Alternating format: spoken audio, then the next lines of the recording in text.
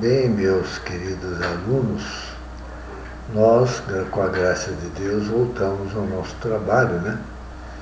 E, na realidade, estamos avançando, falamos da seção de débito, crédito, depois a seção de débito, né?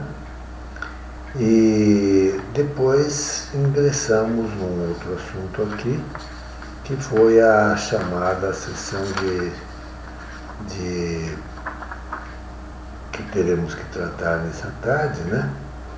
A seção de contrato, né? Seção de contrato. Mas antes de entrarmos na seção de contrato, temos que finalizar a chamada seção de débito, né? E aí vamos para o finalmente da seção de débito e agora depois trataremos da seção de contrato, né? Vamos devagar aí com o nosso andor, né? Com a graça de Deus, vamos fazendo a leitura aqui e depois a gente vai dar continuidade. Então paramos na aula passada, vou recordar aqui os capítulos, falamos dos efeitos da seção de débito, né? O primeiro, o débito é transferido e é o mesmo primitivo, débito, né? Mas ele tem os seguintes efeitos, né? O primeiro efeito da seção de débito é a liberação do devedor primitivo, né? Com subsistência do vínculo obrigacional. Comentamos aí. Depois, o outro aspecto foi a transferência de débito a terceiro, que se investirá na condição de obrigado, né, de obrigação debitores, né, está na página 498. Leio. O terceiro aspecto é a cessação dos privilégios e garantias, né? Privilégios e garantias. O quarto aspecto é a sobrevivência das garantias reais, né, como penhor, hipoteca, e depois as demais pessoais. Mais longo, falamos disso aí, foi o aspecto quarto, né? Agora, nesta tarde, a gente vai se preocupar com a chamada anulação da substituição do devedor. Isso, para vocês consultarem aí, está na página do nosso livro, a página 499, né? E eu passo a leitura e comentário aqui para vocês, né? Então, diz lá, anulação da substituição do devedor acarretando a restauração da dívida, ou melhor, o retorno das partes ao status quo antes. Status quo ante, já falamos em aulas passadas, quer dizer, aquela situação inicial que havia entre as duas partes contraentes, né? No sentido de entabular o contrato, né? Então, com todas as suas garantias, salvo as prestadas por terceiro, né? A não ser que ele tivesse ciência do vício que inquinava, a palavra inquinar quer dizer que estava impregnado, né? A obrigação, pondo fim à assunção desse débito, né? Isso está no artigo 301, para ir acompanhando aí, né? E dá um exemplo aqui, o nosso livro, que vamos falar a respeito. Então, o A deve para o B, não é? Sendo C e D seus fiadores. Então, repito, o A deve para o B. E então, o A tem dois fiadores do seu débito, que são o C e D, que garantem a sua dívida se ele não pagar, né? Agora, o A e o C, então o A é o devedor, né? O C é um fiador de A, eles vão e forçam, veja bem a palavra que está aí, forçar. A palavra forçar significa que eles foram contra o E, né? E de tal maneira que, ao forçar, eles coagiram, né? Quando a gente fala em forçar, houve uma coação, que pode ser física como psíquica. Nós estudamos isso lá na introdução ao estudo do direito. Então, eu repito, né? O A e o C, o A é o devedor, retorno, né? O C é um fiador de A, eles forçam o E a assumir um débito. A forçar, isso aí não pode ocorrer, né? Porque quando ele força, por exemplo, psiquicamente, ele está influenciando ao E, né? Psicologicamente, né? Isso é um vício, né? Não pode. Muito bem. Então, repito, o A deve a B, sendo C e D seus fiadores. Ponto. O A e o C forçam o E a assumir o débito. O B, que era o credor, né? Credor, e o D, né?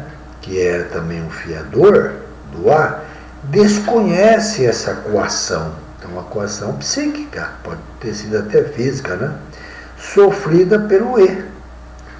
O B, né? Veja agora, continua a leitura. O B aceita a cessão de débito feita a E. Com isso, o A, que era o devedor, o C, que era fiador, e o D também, liberar-se-ão. Ponto final. Né? Porém, o E consegue anular aquela assunção de dívida que ele sofreu de que maneira? Sob coação, alegando vício de consentimento, né? Estudamos isso lá na introdução ao estudo do direito, né? Bom, com isso, revogar-se-á o débito de A, que é o primitivo devedor, né? E todas as garantias, menos a fiança dada por D, né? Já que este não tinha ciência daquela coação. Né? Então, chegamos lá. O parágrafo seguinte diz assim: o artigo 301 do Código Civil deve ser interpretado de forma a também abranger os negócios jurídicos nulos e a significar a continuidade da relação obrigacional originária, em vez de restauração. A palavra restauração está entre aspas. Quer dizer que, nesse caso aqui que nós estamos lendo, é que pode realmente, quando esse negócio se torna nulo, ele não é restaurado, né? Ele, na verdade, ele volta àquela situação inicial, porque envolvendo a hipótese de transmissão.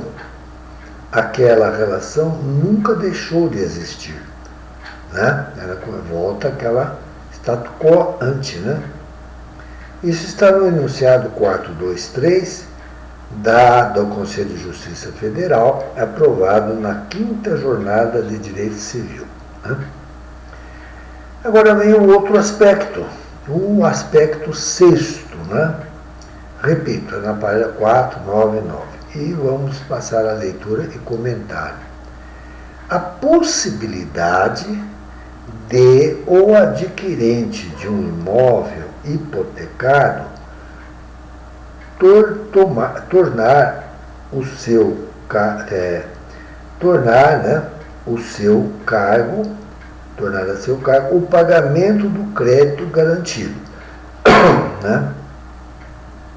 Quando a hipoteca quer dizer que o que existe aí é que ele está garantindo uma dívida, né? Hipoteca. Ponto e vírgula. Se o credor, né, daquele imóvel hipotecado não impugnar em 30 dias, eu tenho prazo de 30 dias, a transferência do débito. Quer dizer, alguém assumiu ali o débito, mas o credor desse débito não foi notificado, né? Não foi. Ou se foi notificado, ele não impugna, né? Em 30 dias aquela transferência de débito, quer dizer, o quieto. Aí entender-se-á dado o assentimento, quer dizer, se ele não impugnar, o credor não impugnar, com a substituição do devedor, né? Significa que ele aceitou, né? Neste caso, trata-se de hipótese de presunção juris tanto. O que é o juris tanto? Juris tanto é aquela hipótese em que há uma prova e ela não é absoluta, mas pode ser aceita até o ponto que ela prove o contrário, seja provado o contrário daquele fato. Então é juris tanto, né?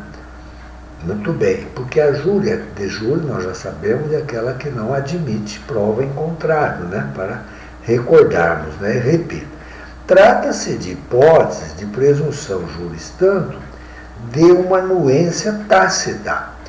Ou seja, se ele ficou quieto, ele anuiu tacitamente do credor hipotecário, que, apesar de ter recebido a notificação da assunção de dívida por um novo devedor, né, fica inerte, ele nada faz, deixando escoar aquele prazo legal. Se ele não fez nada, significou que ele aceitou, né?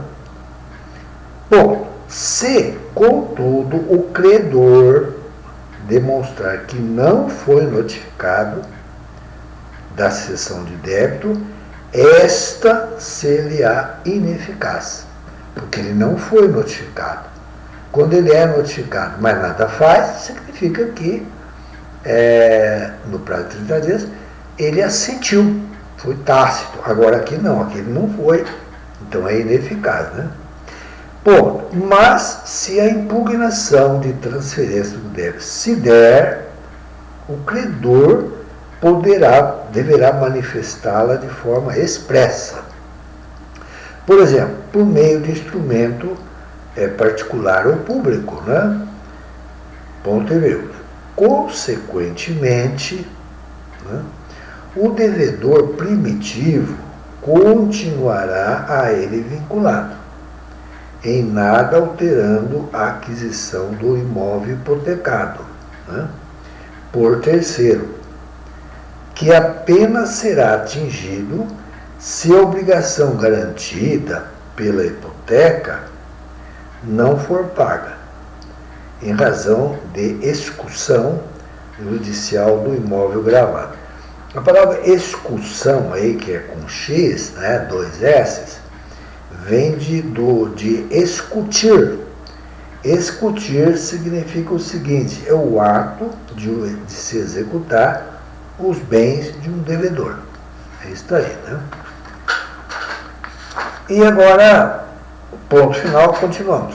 Pelo enunciado 353 do Código da Conselho de Justiça Federal, aprovado, né, na quarta jornada de direito civil, diz lá o seguinte: a recusa do credor, né, quando foi notificado pelo adquirente do imóvel hipotecado, né, comunicando-lhe o interesse em assumir a obrigação, quer dizer, o devedor primitivo passou para um outro devedor, foi a cessão de débito, né?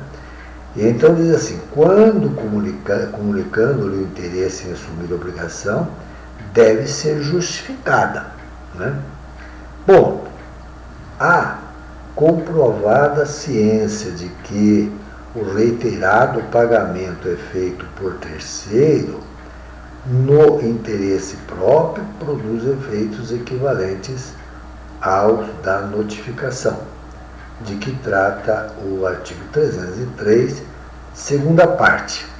E é o enunciado 424 do Conselho Federal, aprovado na quinta jornada de direito civil.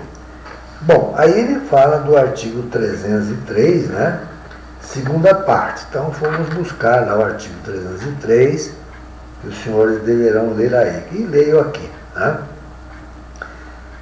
O adquirente de imóvel hipotecado, quer dizer, é alguém que assumiu a dívida de outro e adquiriu, né? Pode tornar a seu cargo o pagamento do crédito garantido. 2 pontos. Agora, segunda parte. Se o credor, vírgula, notificado não impugnar em 30 dias a transferência do débito, entender-se-á dado o assentimento. Quer dizer, ele aceitou, ficou quieto, né? Foi a obrigação chamada o assentimento tácito, né? E aí concluímos esse assunto com os senhores. Agora vamos para o terceiro assunto, que é o último assunto deste livro até, né? Depois eu vou, como disse em aulas passadas, se trata de formas de pagamento, aqui de transmissão de obrigações. Nós falamos em aulas passadas de subrogação, demos em outras aulas muita noção. Me lembro que passei as páginas para o senhor, inovação, subrogação, consignação. Mas esse autor ultimamente tem falado muito sobre inovação, razão pela qual eu, depois de terminar esse ponto aqui, eu vou tratar de inovação. Porque demos rápidas noções, vocês se lembram, quando a gente abordava os assuntos anteriores, em que eles falavam de inovação, subrogação, etc., e a gente dava a noção, porque era importante falar, porque os senhores não sabiam do que se tratava. Por isso que agora eu vou justificar um retorno lá, daquilo que demos apenas noções para falarmos com profundidade. Então, daqui a pouco estarei falando sobre inovação. Agora sim, continuo com o último assunto aqui, de cessão, né? Que é a cessão de contrato agora. Então, falamos sobre cessão de crédito, não é? A cessão de débito, não é? E agora a cessão de contrato. E vamos lá para a leitura comentada, né? O conceito lá na página, está isso na página 501, né? Diz assim: apesar de não ser regulamentada pelo direito brasileiro, a cessão de contrato tem existência jurídica como negócio jurídico inominado, por decorrer do princípio da autonomia negocial, pois, desde que os contraentes tenham capacidade, o objeto sendo lícito e possível, né, e não recorrendo à forma proibida legalmente, né, as partes poderão estipular o que quiserem. Isso até já tem em outras aulas, mas repito novamente. Nesse caso, o que está dizendo o texto é que o código não fala nisso, né? Não está regulamentado, né? Mas, como os contraentes têm autonomia, né, pelo princípio da autonomia negocial, eles podem fazer um contrato, que isso agora é chamado contrato inominado. Falamos em aulas passadas que há 23 contratos nominados, que tem um nome. Mas o inominado é aquele que decorre de um certo momento em que há um novo tipo de objeto, né, desde que ele seja lícito, desde que o agente seja capaz e tal, não contraria os bons costumes e nem a forma. O que ocorre é que o direito admite, então, essa cessão do contrato, que nós vamos ver o que é isso aí, né? Então é possível, em face do princípio da autonomia negocial. Muito bem. Continuando então aqui com o senhor, o que será isso, né? Além disso, é preciso lembrar que as partes poderão estipular o que quiserem. Continua aqui, o que quiserem, né? Além disso, vou repetir, é preciso lembrar que se a cessão de crédito e a de débito são permitidas, não há por que vedar, quer dizer, proibir, né, a cessão de contrato, já que se do contrato defluem créditos e débitos, quer dizer, quando a cessão é de crédito, deflui dele o crédito. Se a cessão é de débito, deflui dele, quer dizer, parte dele, né, o débito. Então são coisas diferentes. Para os interessados que os podem transmitir separadamente, não há razão para que não tenha o direito de transferir no todo. Quer dizer, a cessão de contrato, nós vamos ver daqui a pouco, é que quando se cede todos os direitos e todos os deveres, ou seja, créditos e débitos, né? Ponto. Portanto, na cessão de contrato, transmitem-se ao cessionário não só os direitos, mas também as obrigações do cedente. Então, o cedente tem obrigações, mas tem dever. Então, ele transmite para outra pessoa, né? O cessionário. Ponto, e vamos em frente. A cessão de contrato é, segundo Silvio Rodrigues, um grande civilista, a transferência da inteira posição ativo e passivo. O que é ativo e passivo? É que a pessoa de um lado, né, um dos polos, ela transfere dívidas, créditos que ela tem, como também dívidas que ela tem, né? É isso aí, o ativo e o passivo. Do conjunto de direitos e obrigações de que esta pessoa é titular, né? Derivada de um contrato bilateral, lógico, de duas partes, né? E já ultimado. O que quer dizer ultimado? Quer dizer, quando o contrato foi terminado. Nós estudaremos no próximo semestre a teoria geral dos contratos. Os contratos têm fases, começam com tratativas e tal, até ser firmado. No momento em que se firma o contrato, existe o chamado sinal, ou as chamadas azarras. Já andei falando, estou recordando. Então, no momento em que ele é ultimado, terminado, o contrato, não é a sua execução, vamos falar. O contrato, não é a sua execução ainda. Mas de execução ainda não concluída. Olha aí, a execução não foi concluída. Bom, logo haverá, na verdade, uma transferência de titularidade jurídica contratual. Quer dizer, o que é a titularidade? É aquele que estava na posição, né? Uma certa posição, ativa ou passiva, né? Ou devedor ou crededor.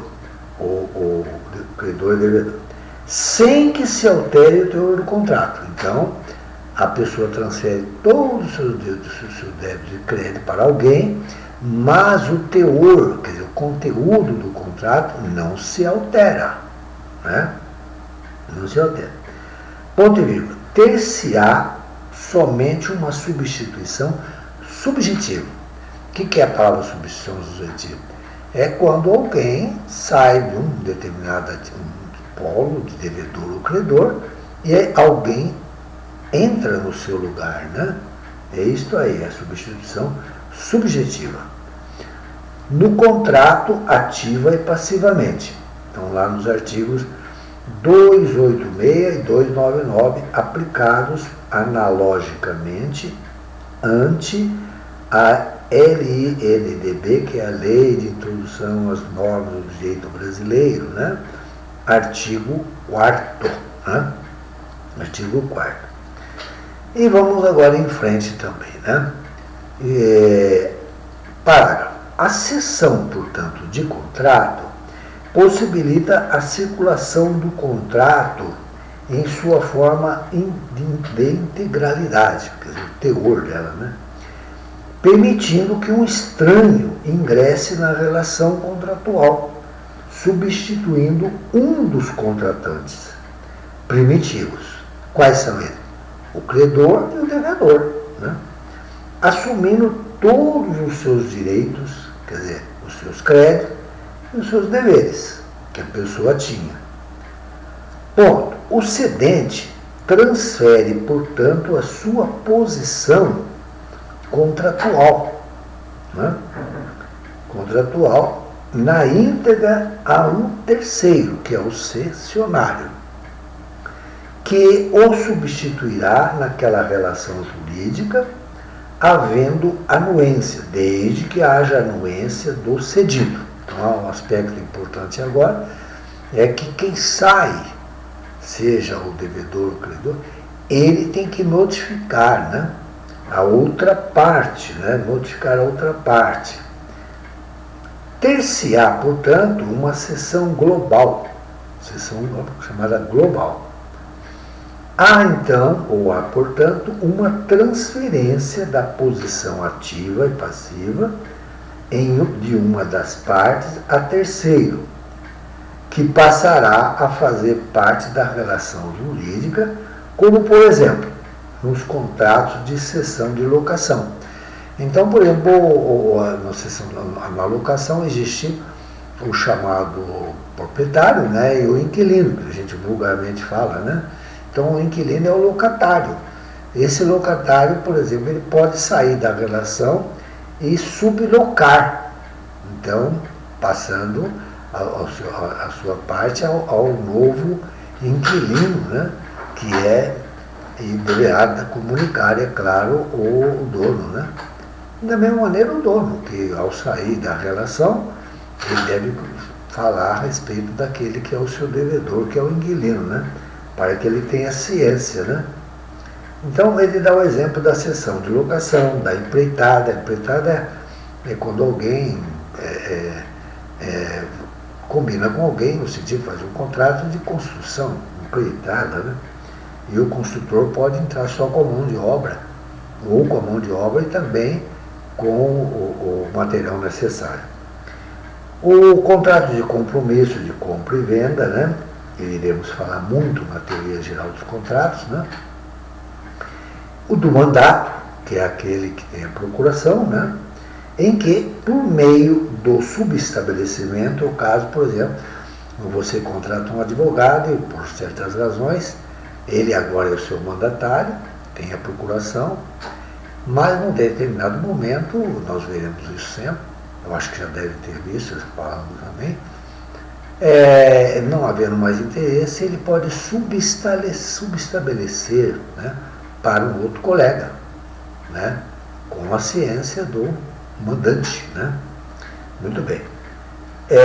Então, repito, que por meio do subestabelecimento, o contrato base, né, é transmitindo o seu cessionário todos os direitos e deveres dele recorrente. Então, o contrato fica na sua integralidade. Apenas o que ocorre é uma substituição na tutelariedade, né, do credor e do devedor, né? É isso que estamos falando aqui. E agora, o aspecto seguinte se reporta aos requisitos, né? Efetivar-se-á a cessão de contrato somente e se, repito, é possível isso somente e se. Quais são esses aspectos? Primeiro aspecto, o contrato transferido for bilateral, isto é, de prestações correspectivas. O que é correspectiva? Porque ambas as partes têm deveres e têm direitos, né? Pois, se for um contrato unilateral, né, doação, por exemplo, ou seja, em que a vantagem ou o ônus se encontra com uma das partes contratantes, a hipótese não será apenas de cessão de crédito ou de débito, né? O segundo aspecto, o contrato for suscetível, quer dizer, é possível, né, de ser cedido de maneira global, pois só poderá ser transferido depois de sua formação e antes de sua execução. Até falei agora há pouco. Então, na cessão de contrato, ele é transferido antes da execução. Ele é transferido após a conclusão, está ultimado. Falei agora a palavra ultimado, né? Mas antes da execução. O terceiro aspecto, houver transferência ao cessionário não só dos direitos, como também dos deveres do cedente. Então, a pessoa que assume aquela posição, ele tem que assumir de uma maneira global, falando agora. Vai assumir os direitos, mas também os deveres, né? E o quarto aspecto diz lá, o cedido, né? Consentir, quer dizer, dar o seu aval, aceitar, né? Prévia, antes ou depois do contrato, né? Ser elaborado, pois uma vez que a cessão de contrato, ela implica concomitantemente, quer dizer, ao mesmo tempo, uma cessão de crédito e uma cessão de débito. Então, a cessão de contrato, repetimos, fala não só de crédito, mas também de débito, né? Anuência do cedido, quer dizer, o cedido tem que ser informado para que possa ter validade, né? Isso é importantíssimo. Será indispensável para a eficácia desse negócio, sob pena de nulidade. Ponto final. Isto é assim porque, para o cedido, é muito importante a pessoa do cessionário que passará a ser o seu devedor. Ele tem que saber que ele vai ter de quem ele vai receber, né? O outro aspecto, quinto, houver observância dos requisitos do negócio jurídico, quais são eles? Sempre repetimos, né? Surge a capacidade das partes, né? O objeto lícito e a forma legal. Esses três aspectos sempre são muito importantes a serem observados no contrato, né? E o último, o sexto, diz assim, a obrigação não for intuito personae. Sabemos o que é intuito personae. É aquela obrigação em que alguém é contratado porque tem habilidades especiais, conhecimentos especiais para a execução daquela tarefa, né? Só aquela pessoa pode realmente executá-la, né? Então, a obrigação não for, portanto, intuito personae, nem houver estipulação de cláusula vedando essa cessão, né? Proibindo essa cessão. Agora vem aqui os efeitos da cessão de contrato, né? Então, o primeiro efeito diz assim, a cessão de contrato produz as seguintes consequências jurídicas. Quer dizer, o que acontece depois, né, dessa cessão. E a primeira é a seguinte, a transferência de crédito e do débito. Então vamos sempre repetir, não é só de crédito, não é só de débito, mas de ambas, né? De ambas aqui, né? Então, repito, a transferência de crédito e do débito de um dos contraentes a uma terceira pessoa, né? Que ingressa nessa relação negocial, onde havia duas partes, né? O A e B. Então, alguém substitui o B, por exemplo, alguém substitui o C, por exemplo, né? E substituindo e assumindo a sua posição ativa e também passiva na obrigação, né? Ativa e passiva. Porque quando nós falamos de cessão de crédito, nós falamos de uma transferência de crédito só. Na de débito é quando o devedor, né, transferia para um outro que assume o seu lugar, mas só de débito. Agora não, agora é contratual. A pessoa que assume o crédito e débito daquela pessoa a que ele está substituindo, não é? Segundo, a subsistência da obrigação, que não sofrerá nenhuma alteração substancial. Falamos agora há pouco. O contrato não muda, o âmago, né? O conteúdo do contrato não muda, o contrato não muda, né? Mudam apenas os titulares, ou um dos titulares, né? E o terceiro aspecto, a liberação do cedente do liame contratual, se houver consentimento do credor, né? Quando uma parte sai, tem que haver consentimento da outra, e aquela que sai, desde que a outra tenha consentido, ele fica liberado, né? Previamente por ocasião do contrato base, quando fizeram o contrato, numa disposição contratual expressa ou numa cláusula à ordem, ou dada ao tempo da cessão. Quer dizer, quando saiu, tem que estar claro naquele contrato essa substituição, né? Ou se configure hipótese em que a lei dispensa tal anuência. Então, há casos em que a própria lei ela dispensa a anuência, né, da outra parte. Olha aí uma exceção. E aonde está isso aí? Está na seção de contrato de compromisso de imóvel loteado. Esse está na lei número 6.766 de 79, né? Artigos 25 a 36. Ponto.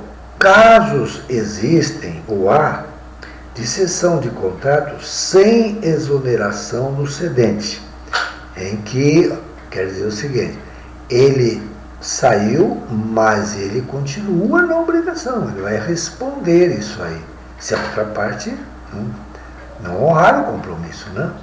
Então, repito, casos há de cessão de contrato sem a exoneração do cedente, que continuará vinculado ao negócio, né?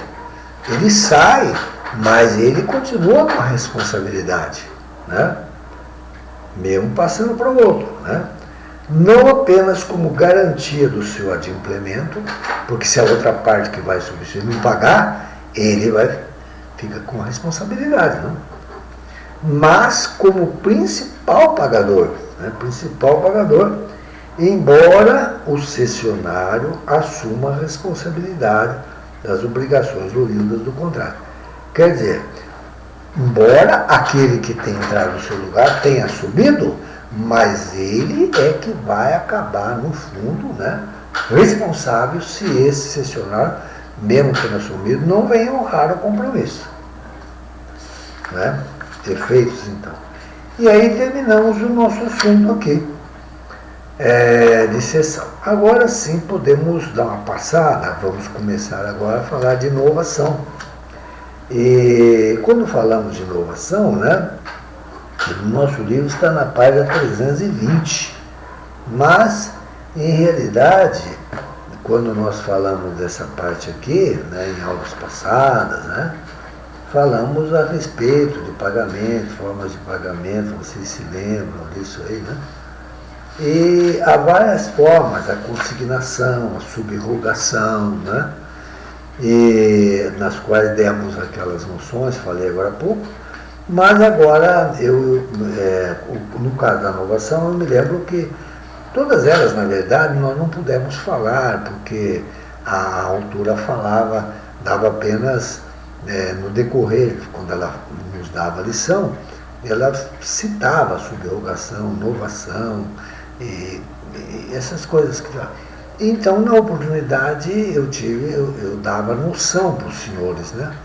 Mas por que eu vou começar a falar em inovação em vez de falar logo uma primeira delas, que é a consignação de pagamento, que é importante? Mas demos grandes noções. Porque, na verdade, agora, eu me lembro que... Por quê? Porque a inovação, várias vezes, a nossa autora, muito boa, ela tratou, né, aqui nesses assuntos, de vez em quando ela falava sobre inovação e subrogação, né?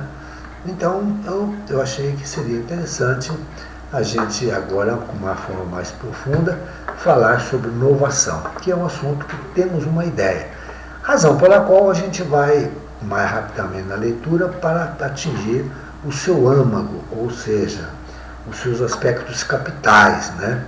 Mas, é claro, para chegar lá a gente tem que voltar a essa noção, né? Muito bem. Então, vamos começar este assunto na página do nosso livro 320. E começa lá, considerações históricas. Eu gosto muito da parte histórica, por quê? Porque quando você fala da origem de qualquer instituto jurídico, você, no decorrer do assunto, você passa a ter um entendimento da razão, do porquê, do nascimento, a origem, né? Isso é importante. Então eu começo. Considerações históricas. Função da inovação no direito romano. Sabemos que o nosso direito foi trabalhado, foi sofisticado pelo direito romano. No direito romano, a relação era imutável, não se mudava. Uma vez contraída, era insuscetível de modificação. A estipulatio, quer dizer, a estipulação, né, era um contrato solene, de forma especial, portanto, né, que produzia um liame, quer dizer, uma ligação de natureza pessoal entre o estipulante e o beneficiário, impossibilitando quaisquer alterações no objeto, né, bem como a mudança de pessoas nele vinculadas, impedindo assim a transmissão da obrigação. Então, o que falamos agora há pouco, de cessão de crédito, cessão de débito, foi o assunto que falamos do problema da transmissibilidade, né? E isso ocorre através da cessão, acabamos de falar. Aqui na inovação, ela não permitia, né, essa transmissão. Né? Com o progresso, inúmeras foram as dificuldades oriundas desse modo de conceber o vínculo obrigacional, porque a transmissão de crédito, olha aí, acabamos de falar, e de débito se tornou imprescindível com o decorrer do tempo. Né?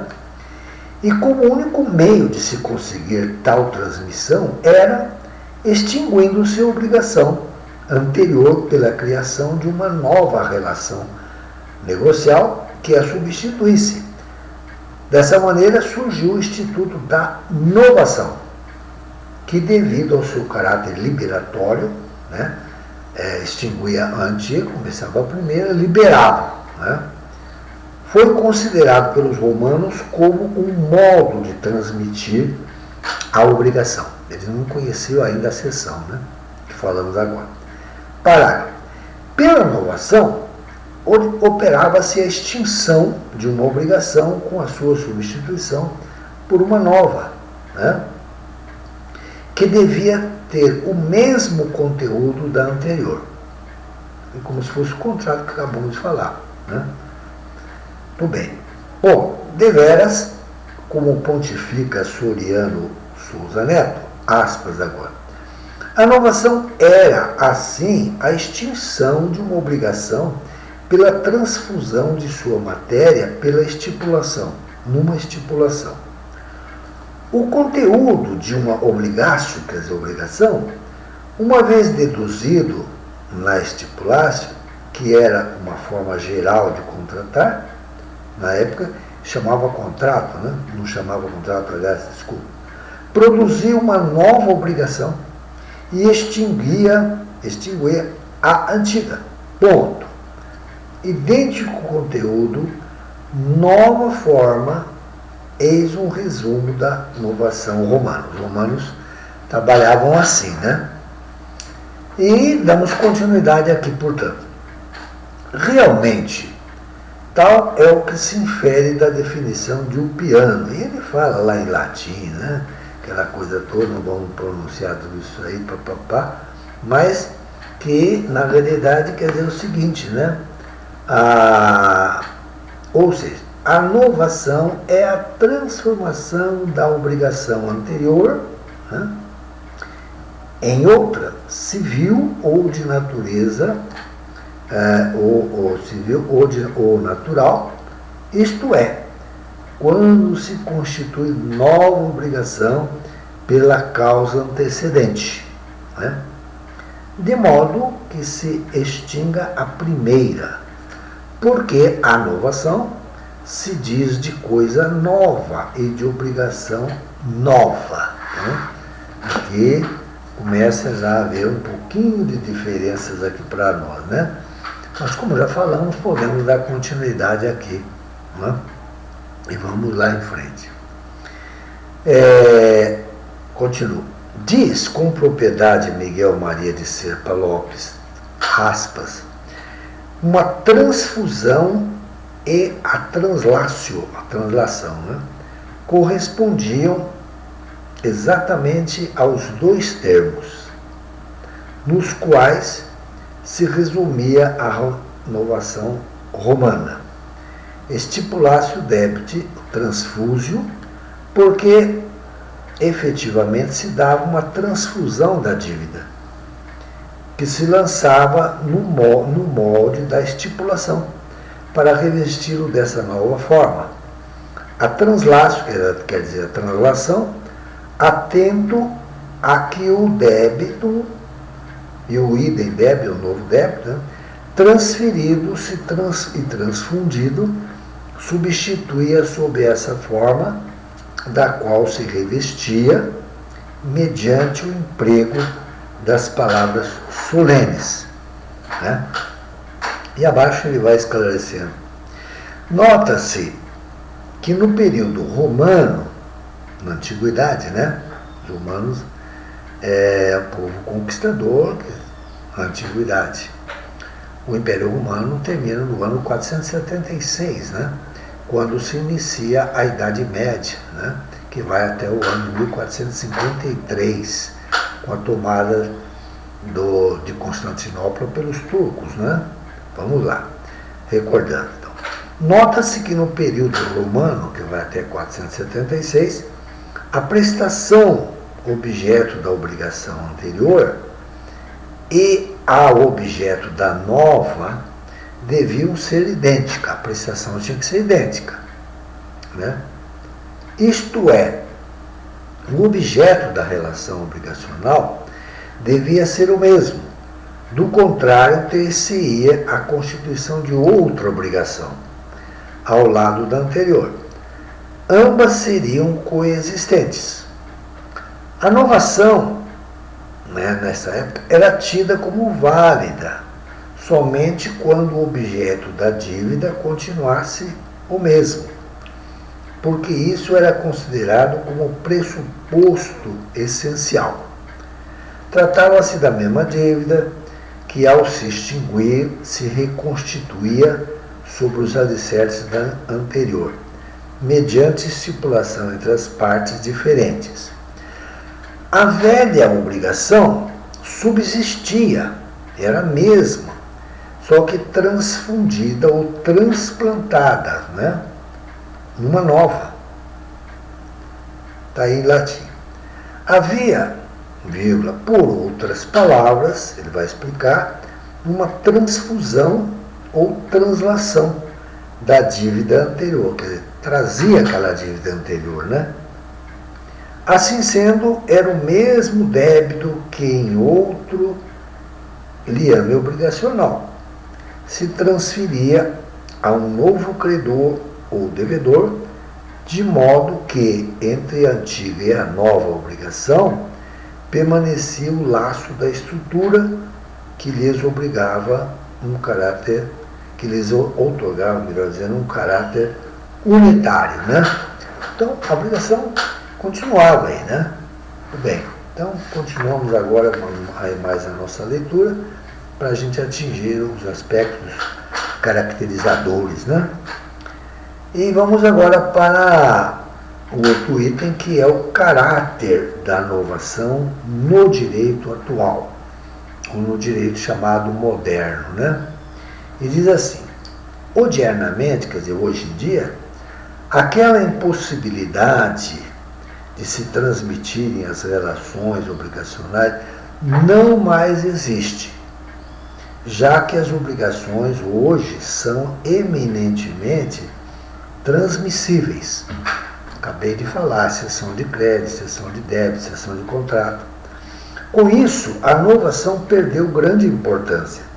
Nos dias atuais, diminuto é o seu papel. Quer dizer, pouca importância é o seu papel, né? Por essa razão, o nosso código, ou, aliás, o Código Civil alemão, não lhe dedicou um título especial, uma vez que transportou todas as operações que lhe eram concernentes para o capítulo relativo à cessão de crédito e de débito e à dação em pagamento. Foi até interessante, porque a autora falava muito sobre inovação no decorrer de sessão, né? E agora nós estamos nesse ponto, que eu chamo a atenção aos senhores, do que ela falava, razão pela qual eu disse em aulas passadas.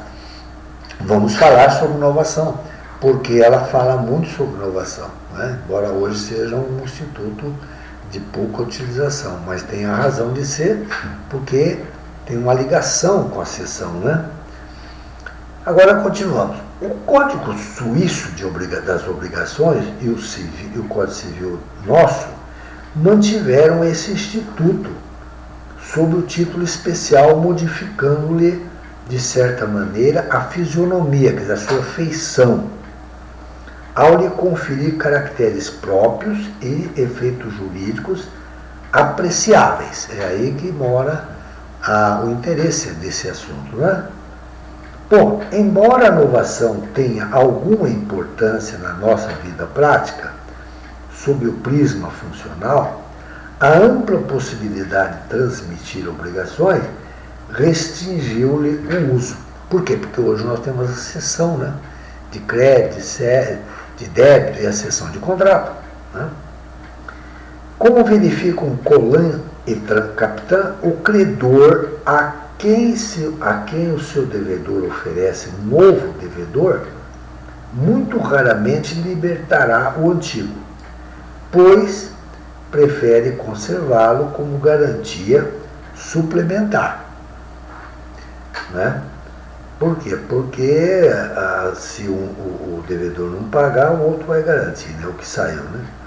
Dessa forma, o credor que necessita de dinheiro, né, antes prefere recorrer à cessão de crédito do que à inovação, já que aquela, né, dispensa a intervenção do devedor, que esta requer. Então, recordamos, quando falamos em cessão de débito, né, de crédito, o credor passa para alguém, né? Mas aqui ele tem uma preocupação, né? Mas não há necessidade de comunicar ao devedor na cessão de crédito. Ele não tem obrigação de comunicar ao devedor que ele passou para o cessionário o débito que ele tem com o devedor. Então, estamos recordando, né? Vamos lá. Tudo bem. Então, chegamos aqui, tudo bem. Por isso, aliás, por igual, é comum prescindir-se, quer dizer, uma necessidade, né, da inovação objetiva, porque só em casos excepcionais convém aos interesses das partes alterar o objeto da prestação antes do vencimento. Na prática, segundo o entendimento de Colan e Capitã, somente se tem aplicado a inovação quando se pretende modificar a causa da obrigação. Então, quando se pretende verificar a causa, se vale da inovação, né? Está aí bem clara essa parte também, né?